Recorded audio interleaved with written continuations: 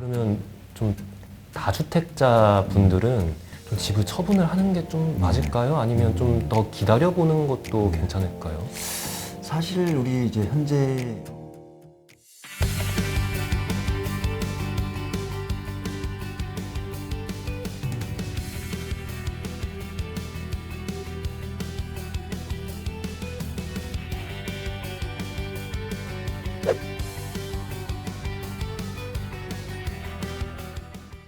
네, 안녕하세요. 시사저널 이코노미 이용호 기자입니다. 네, 안녕하세요. 하나은행 상속증여센터 박정국 세무사입니다. 네, 세무사님 반갑습니다. 네, 반갑습니다. 네, 머니방이대 오늘의 주제는 1세대 1주택자 양도소득세입니다. 네. 좀 생소한 부분이 좀 있을 것 같은데요. 오늘 이 주제를 정하신 이유가 있으신가요? 최근에 이제 주택 양도소득세가 워낙 많이 개정이 되었습니다. 그 중에 가장 우리 손님들이 많이 물어보는 1세대 1주택에 대해서 세금에 대해서 같이 좀 보려고 주제를 선정했습니다. 네, 세무사님 그러면 알기 쉽게 설명 부탁드리겠습니다. 네. 첫 번째 질문인데요. 기본적인 질문이기도 한데 그 1세대 1주택을 양도할 경우에 양도소득세가 어떻게 되는 건가요? 양도일 현재 1세대, 즉 같이 살고 있는 가족 전부 주택을 합쳐서 한 채만 있는 경우를 우리가 1세대 1주택이라고 부르고 있습니다. 양도 당시 1세대 1주택인 경우 양도가액이 9억 이하인 경우에는 양도소득세가 없습니다. 따라서 1세대 1주택인 경우에는 양도소득세가 없기 때문에 1세대 1주택 비과세 요건을 충족하기 위해서는 어떻게 우리가 해야 되는지 그 내용을 같이 살펴볼 겁니다. 1세대 1주택인 경우에는 양도가액이 9억 이하면 세금이 없는데 이게 취득을 언제 했느냐, 조정지역이냐 아니냐 이런 것에 따라서 세금이 달라지게 됩니다. 그러면 취득할 때 조정지역인데 양도 당시에 조정지역이 아니면 어떻게 되는 건가요? 예를 들면 우리가 이제 조정지역인 경우에는 2년 거주를 해야 됩니다. 예를 들면 2017년 8월 3일 이후 조정지역에 있는 주택을 취득하게 되면 2년 이상 거주를 해야 됩니다. 원래는 2년 이상 보유만 하면 되는데 2017년 8월 3일 이후 조정지역의 주택을 취득한 사람은 2년 거주를 해야 됩니다. 취득 당시 기준입니다. 2년 거주는 취득 당시 조정지역이냐 아니냐 기준입니다. 예를 들면 부산 해운대인 경우에는 2019년 11월 8일부로 해제가 되었습니다. 따라서 그 전에 제가 2018년에 부산 해운대 주택을 취득을 했습니다. 취득 당시는 조정지역이었죠. 근데 양도 당시 현재는 조정지역이 해제가 되었습니다. 그렇다 하더라도 취득 당시 조정지역이면 2년 이상 거주를 해야 됩니다. 그러면 반대로 취득 당시에는 조정지역이 아닌데 양도 당시에 조정지역이 되면 어떻게 되나요? 예를 들면 우리 수도권에 있는 의왕시를 예를 들어 보겠습니다. 의왕시 같은 경우에는 2020년 2월 21일부로 조정지역으로 선정이 되었습니다. 예를 들면 이제 그 전에 제가 의왕시를 취득했습니다. 근데 양도 당시에는 조정지역이라 하더라도 취득 당시 이미 그 전에 취득했기 때문에 취득 당시 의왕시는 조정지역이 아닙니다. 그러면 양도할 때 조정지역이라 하더라도 2년 거주 요건이 필요가 없습니다. 그러면 1세대 1주택의 기준은 언제인가요? 1세대 1주택은 양도, 우리 양도소득세법에서 양도는 잔금 청산일 기준입니다. 따라서 잔금 청산일 전에 1세대 1주택이면 요건을 충족하는 겁니다. 예를 들면 부모님하고 한 10년 동안 쭉 같이 살고 있다가 양도 1, 잔금 청산일 기준 이미 그 전에 세대 분리해서 따로 살고 있다면 부모님도 한 채, 자녀도 한 채. 즉 각각 한 채 가지고 있는 사람이 같이 살고 있으면 두 채. 근데 양도 당시 기준으로 세대 분리해서 따로 살고 있으면 각각 1세대 1주택이 되는 겁니다. 양도 1 기준입니다. 그러면 양도의 기준으로 주민등록만 이전을 해두면 문제가 없다고 하는데 정말 그런가요? 우리 손님들이 아주 많이 물어보는 사실 내용입니다. 양도일 기준으로 주소만 이렇게 옮겨놓으면 각각 1세대 1주택이 아니냐 이런 질문을 많이 하는데 실제로 주민등록만 이제는 놓게 되면 매우 위험합니다. 왜냐하면 주민등록 초본을 보게 되면 언제부터 어떻게 쭉 살고 왔는지 이 사람의 어떤 삶의 거소지가 쭉 나오게 됩니다. 근데 부모님도 한 채 가지고 있고 자녀도 한 채 가지고 있는데 10년 동안 쭉 같이 살고 오다가 양도를 직전에 세대 불리게 되면 아무래도 의심이 되겠죠. 네네. 주소만 옮겨놓고 같이 사는 거 아니냐. 우리 세법은 실질이 중요합니다. 실질하고 이 형식과 같이 맞아야 됩니다. 즉 주소 옮겨놓고 실제 따로 살아야 되는데 주소만 옮겨놓게 되면 의심이 들면 우리 세무서에서는 이렇게 검증을 합니다. 첫 번째 이제 신용카드, 교통카드 사용 내역 또는 뭐 관리비라든지 뭐 수도료 또는 어떤 전기료 정말로 원룸을 얻어서 따로 살고 있다면 그쪽 근처에서 소비가 있고 그쪽 근처에 출퇴근을 하고 이런 걸 보게 되면 금방 체크 가능하다는 겁니다. 1세대 1주택일 경우와 1세대 2주택일 경우가 이 세금 차이가 몇 천만 원에서 많게는 몇 억까지 차이가 날 수가 있습니다. 예를 들어 1주택자와 2주택자 차이가 뭐 3억이 난다면 세무서가 가만히 있지는 않을 겁니다. 이런 식으로 해서 실질을 판단해서 같이 살고 있는지 주소만 옮겨놓은 건지 조사를 실제로 하고 있습니다. 많은 손님들이 정말 그렇게 하느냐라고 이야기하는데 실제 그렇게 하고 있다는 겁니다. 굉장히 철저하게 하는 거네요. 맞습니다. 왜냐하면 일반적으로 뭐 세금 3억, 5억 이렇게 세무조사해서 사업체라든지 추징하려면 엄청나게 손이 많이 갑니다. 세무공무원들의 계좌도 봐야 되고 거래 내역도 봐야 되고 엄청나게 시간을 투입해서 이만큼 세금을 추징하는데 이런 같은 경우에는 몇 가지 검토를 안 하고도 쉽게 몇 억의 세금을 거둘 수 있기 때문에 당연히 한다고 생각하셔야 되고 매우 주의를 해야 되는 내용입니다. 네.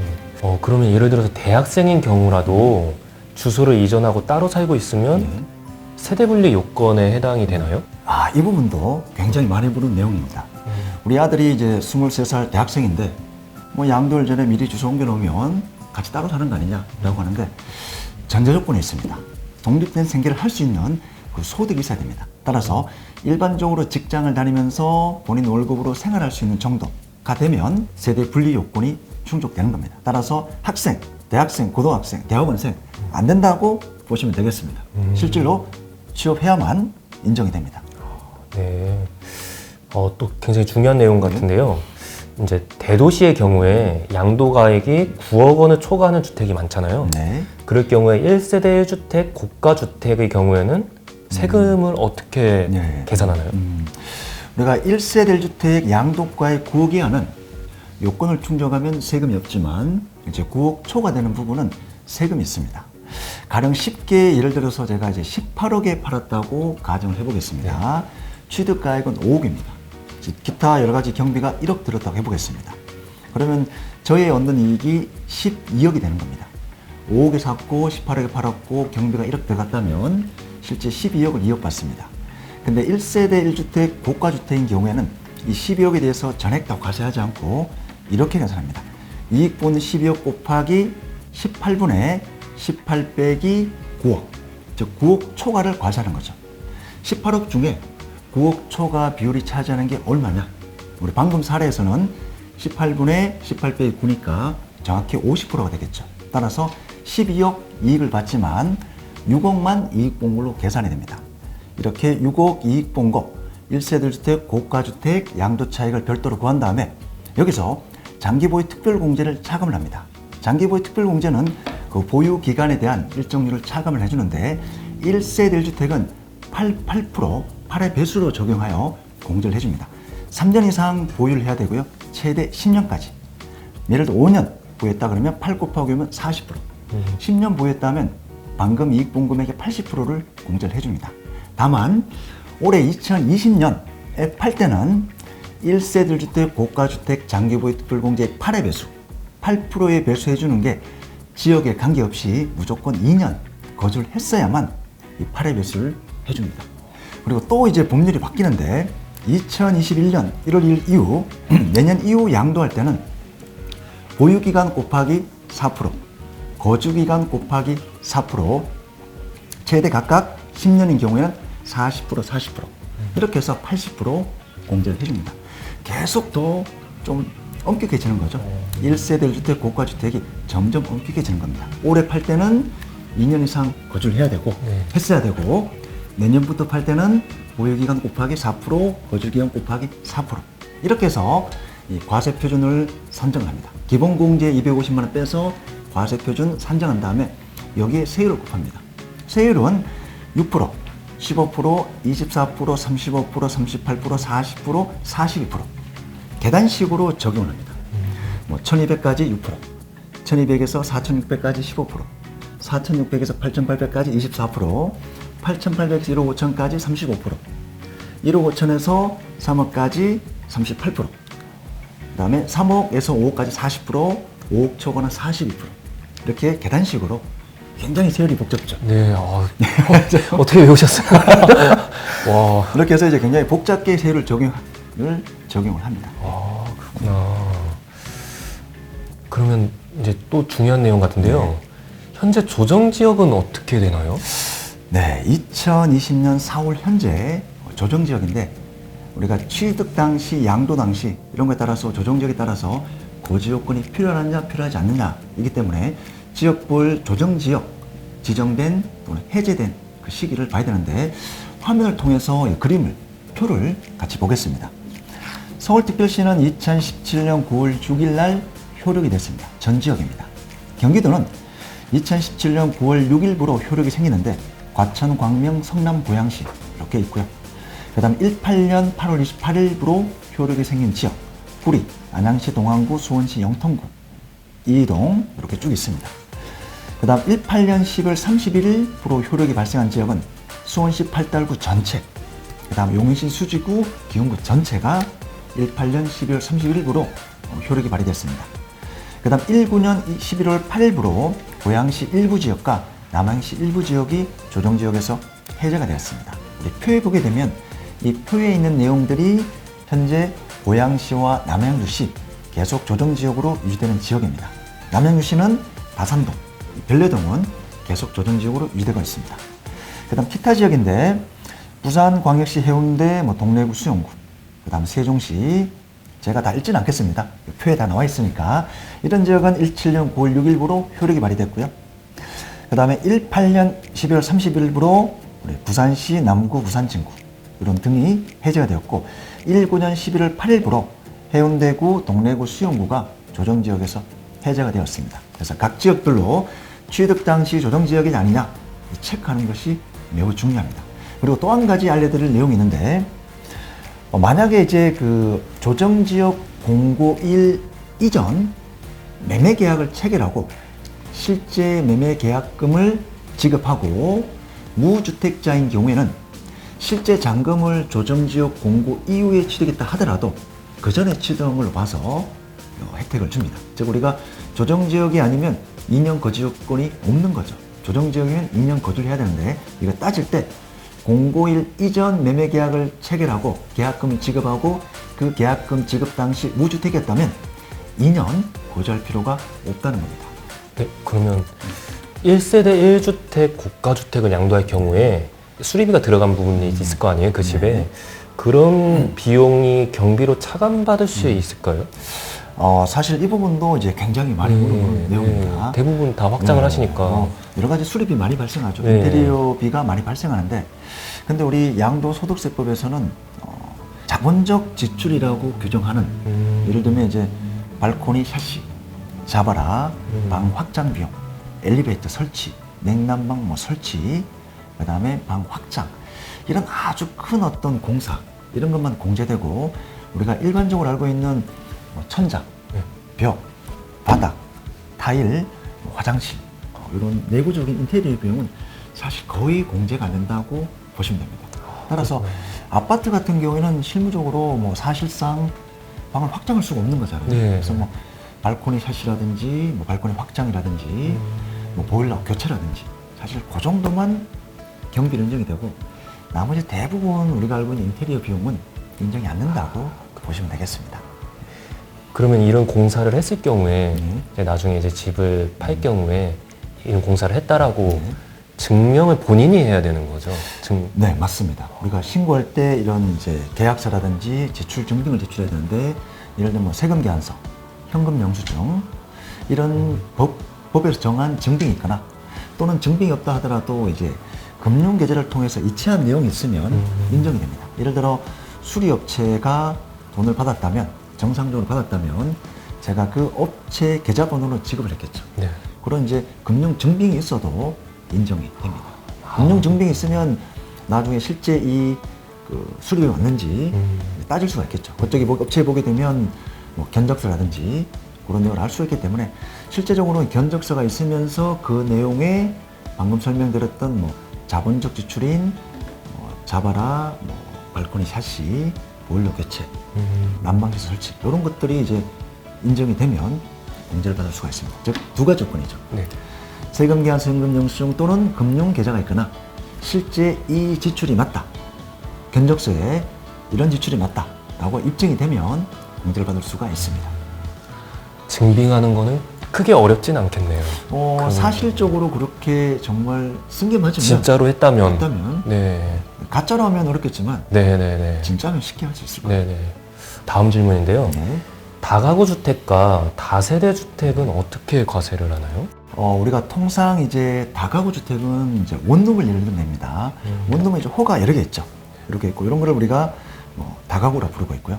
다세대는 연립 빌라를 예를 들면 됩니다.